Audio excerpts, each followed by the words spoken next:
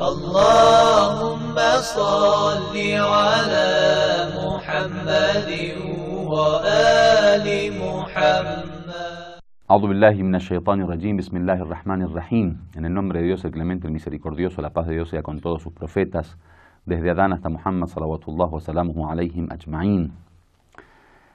Estuvimos hablando de este proceso de la revelación, cuando Dios revelaba al profeta las aleyas, los versículos, los distintos capítulos del Corán.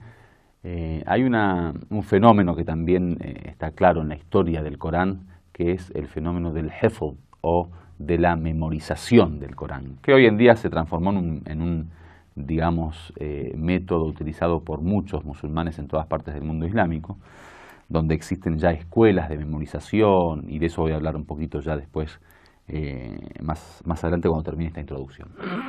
Entonces, el primer paso después de la revelación era que el mismo profeta memorizaba las aleyas que le eran reveladas. Entonces, digamos, una de las formas de protección y de poder mantener intacto el Corán era justamente el tema de la memorización. Lo estuvimos hablando cuando hablamos de las características del Corán y que dijimos que la primera característica, la más importante, es que el Corán se mantuvo intacto. Uno de los motivos y las causas de mantenerse intacto era justamente que lo memorizaban en el Corán. Entonces el profeta mismo, cuando se le era revelado una leya, un versículo, memorizaba el Corán, ese versículo, luego lo transmitía a sus discípulos, quienes aprendían del profeta directamente el Corán, y ellos también se encargaban de memorizar esos versículos, a tal punto que eso se transformó después en un gran fenómeno, en donde eran famosos, digamos, los memorizadores de Corán.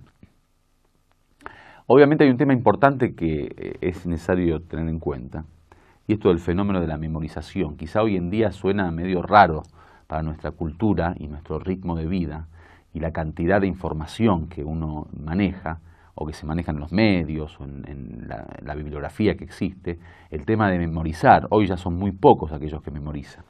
Pero hay que tener en cuenta que en la época donde fue revelado el Corán, digamos, cuando fue revelado el Corán, la escritura era casi, digamos, un lujo. Se cuenta, por ejemplo, de que en toda Arabia existían, en la época que fue revelado el Corán, solo 17 personas, según algunos testimonios históricos, que sabían leer y escribir. Entonces, la memorización, para que entiendan, era la herramienta, digamos, similar a la que hoy en día es escribir, o tener una computadora, o tener, digamos, un flash memory, o una memoria, un hard disk externo, lo que sea, digamos, algo que sirva para poder, digamos, guardar la información. La tecnología de ese momento y la escritura de ese momento era la memoria. Es decir que el memorizar era costumbre, era cultura. O sea, para dar digamos, una aproximación al tema, cuando nosotros éramos más pequeños, más jóvenes, digamos, bueno, seguimos siendo jóvenes, pero éramos aún más jóvenes, y cuando éramos pequeños, yo recuerdo cuando éramos niños, en aquel momento los números telefónicos de los familiares o los números telefónicos de la casa o de digamos, de la gente que nos interesaba, se memorizaban. O sea, yo recuerdo por lo menos que tenía 30 o 40 números de mis primos, de mis tíos, de mi familia, que los memorizaba. Hoy en día ya nadie memoriza teléfonos, hoy en día está, digamos, el celular o, digamos, cualquier tipo de aparato que uno ya directamente deposita, digamos, la información allí.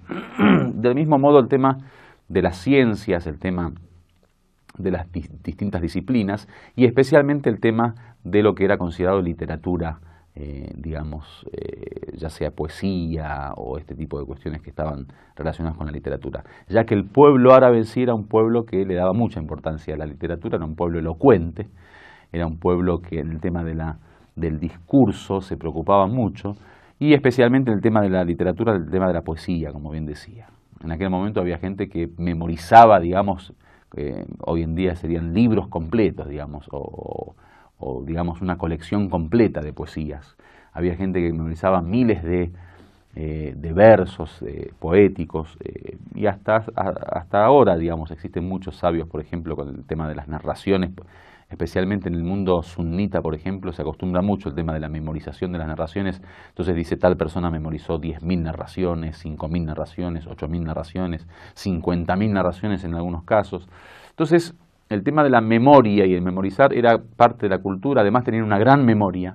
Se cuenta en los testimonios históricos que los árabes de esa época solían memorizar de una vez. No es como ahora que uno le mandan a alguien, por ejemplo, a memorizar y tiene que estar leyendo 25 veces, 30 veces y repetir y repetir y repetir durante una hora para poder memorizar algo. En aquel momento estaba, digamos, tan ejercitada la memoria que era parte de su cultura. Entonces, cuando alguien escuchaba algo, era muy simple memorizarlo. Por eso nos asombra a nosotros, por ejemplo, como estudiosos del Islam, en los libros de historia, que hay veces cuentan en una batalla, por ejemplo, lo que dijo fulanito y cómo le respondió, y que le dijo una poesía y que el otro respondió con un verso.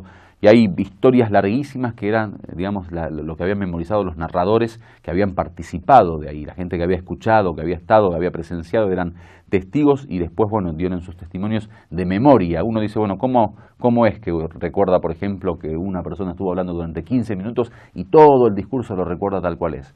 Era porque justamente tenían ese don, digamos, y ese arte de memorizar.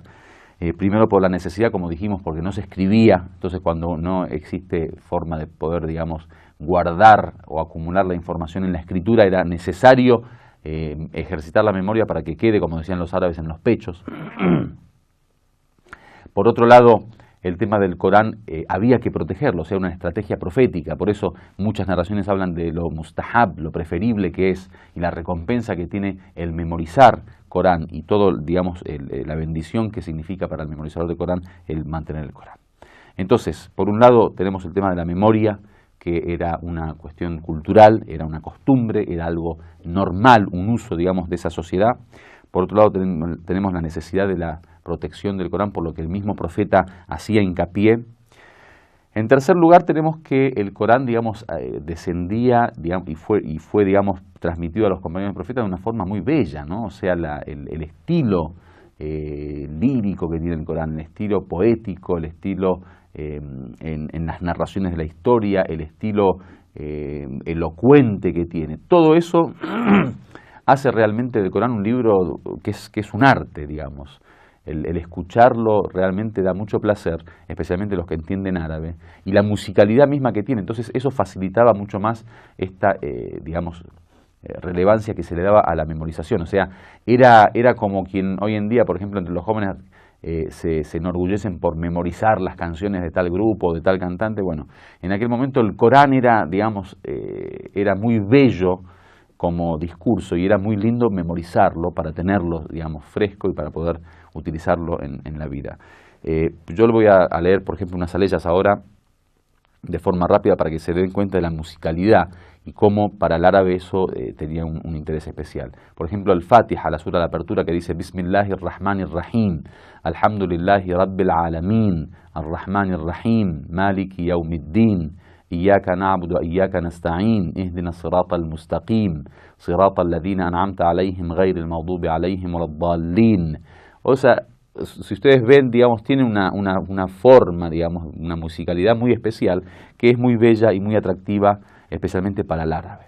Entonces, esto es el tema de la memorización del Corán, que fue el segundo paso después de que era revelado el Corán al profeta a través del arcángel Gabriel. El profeta mismo lo memorizaba y daba la orden y lo enseñaba, digamos, a sus discípulos para que ellos también lo memoricen. Walhamdulillahi Rabbil Alamin.